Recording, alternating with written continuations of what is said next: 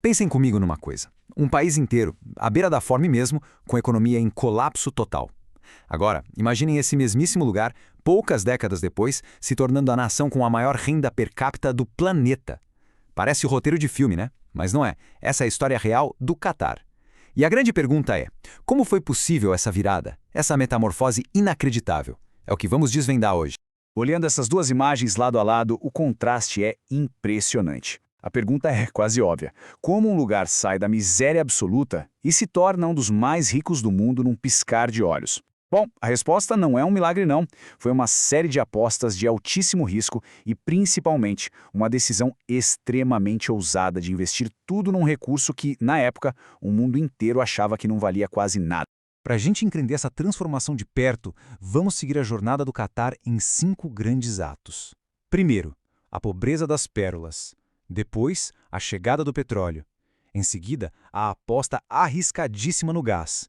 Aí, a gente vê como eles lidaram com tanta riqueza e poder. E, por fim, como estão planejando o futuro. Então, vamos voltar no tempo. Para uma era bem antes dos arranha-céus, dos carros de luxo, a vida no Catar era uma luta diária, uma batalha pela sobrevivência mesmo. E toda a economia do país dependia de uma única atividade, uma atividade perigosa e brutal: mergulhar no fundo do mar em busca de pérolas. E o mais fascinante é que a tecnologia ou a falta dela que sustentava tudo isso. Era tudo muito rudimentar. Os mergulhadores, chamados de gás, desciam dezenas de metros só com um clipe de casco de tartaruga no nariz para prender a respiração e uma pedra amarrada no pé para afundar mais rápido. A vida deles dependia 100% do puxador no barco, o Saib, que tinha que puxar a corda e trazê-los de volta antes que o ar acabasse. Era um risco de vida constante, a cada mergulho, por um retorno financeiro que era quase zero. E essa citação da época resume perfeitamente a armadilha social que existia. Não era só um trabalho perigoso, era um sistema de servidão por dívida. Os mergulhadores ficavam presos por gerações inteiras, sempre tentando pagar adiantamentos que as famílias precisavam para sobreviver. Era um ciclo de pobreza que parecia não ter fim. E então, quando a situação já era frágil, veio o que a gente chama de tempestade perfeita. Primeiro, lá no Japão, eles dominaram a produção de pérolas cultivadas. Eram mais baratas, mais perfeitas. Isso simplesmente destruiu o mercado das pérolas naturais do Catar. Logo em seguida, veio a Grande Depressão. O mundo em crise, ninguém mais comprava artigos de luxo. O resultado? Um colapso econômico total. Fome generalizada, as pessoas começaram a ir embora do país em massa. O Catar, como nação, estava literalmente morrendo. E foi justamente nesse momento, quando tudo parecia perdido, que uma nova esperança surgiu do subsolo. A descoberta de petróleo não foi só uma mudança de recurso. Foi o evento que literalmente salvou o Catar do desaparecimento.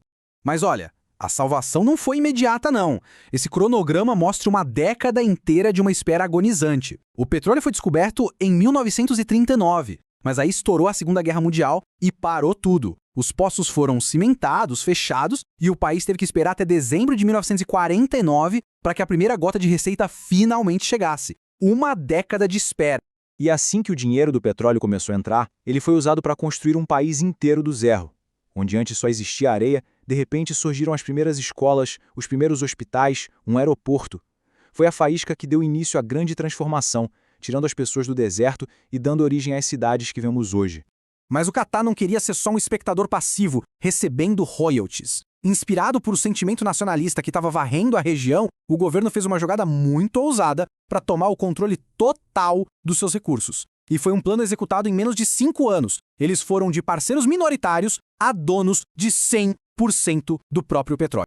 A era do petróleo trouxe muita prosperidade, claro, mas também muita instabilidade. E nos anos 80, quando os preços do petróleo desabaram no mercado internacional, o Catar enfrentou uma nova crise. A solução para essa crise exigiria uma aposta ainda maior e muito mais arriscada do que a busca por petróleo tinha sido. A situação era a seguinte: a economia, super dependente do petróleo, estava em crise.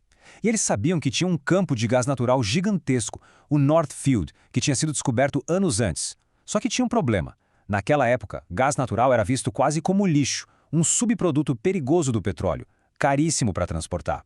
Então, o que fazer com essa riqueza imensa que ninguém queria? E aqui veio a aposta radical da liderança do Catar: investir tudo, mas tudo mesmo, no gás. Especificamente em GNL, gás natural liquefeito, que é o gás resfriado até virar líquido, facilitando o transporte por navio. E essa tabela mostra o tamanho do risco. Para construir a infraestrutura, que é caríssima, o país se endividou de uma forma brutal. Em 1999, a dívida era de quase 82% de tudo que o país produzia. Foi literalmente uma aposta de tudo ou nada no próprio futuro. E qual foi o retorno dessa aposta? Bom, foi astronômico. Esse número resume tudo. A riqueza gerada pelo GNL transformou os cidadãos do Catar nos mais ricos do mundo. O PIB per capita foi catapultado para níveis estratosféricos. A aposta no gás não apenas salvou a economia, ela a redefiniu por completo. Com essa riqueza toda sem precedentes, vieram novos desafios e também novas oportunidades. Como gerenciar tanto capital? Como projetar influência global? E, ao mesmo tempo, como se proteger de crises geopolíticas? A principal ferramenta para isso foi a criação da Autoridade de Investimento do Catar, a QIA, em 2005. A missão deles era bem clara: pegar os lucros gigantescos do gás e transformá-los em ativos duradouros ao redor do mundo, garantindo a prosperidade do país para muito depois que o último navio de GNL partisse. E a estratégia da QIA foi comprar o que há de mais icônico no mundo. É só olhar alguns dos ativos troféu deles. Ao se tornar um acionista importante na Volkswagen, ou dono da loja Harrods em Londres, o Catar não estava só buscando lucro, não.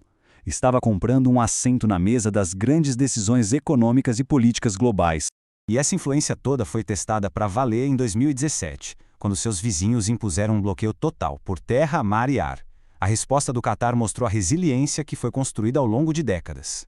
A QIA usou suas reservas enormes para estabilizar a economia, enquanto o novo porto de Hamad, que tinha sido construído para a Copa do Mundo, se tornou a tábua de salvação logística do país. E a história mais emblemática dessa resiliência toda é a da Baladna. Com o bloqueio, as prateleiras dos supermercados ficaram sem leite, que vinha da Arábia Saudita. Qual foi a solução? O Catar organizou uma operação incrível, uma ponte aérea que levou milhares de vacas para o meio do deserto. Isso ilustra perfeitamente a estratégia do país: transformar uma crise existencial numa oportunidade para se tornar autossuficiente. Depois de sobreviver ao bloqueio, o Catar não se acomodou. Muito pelo contrário.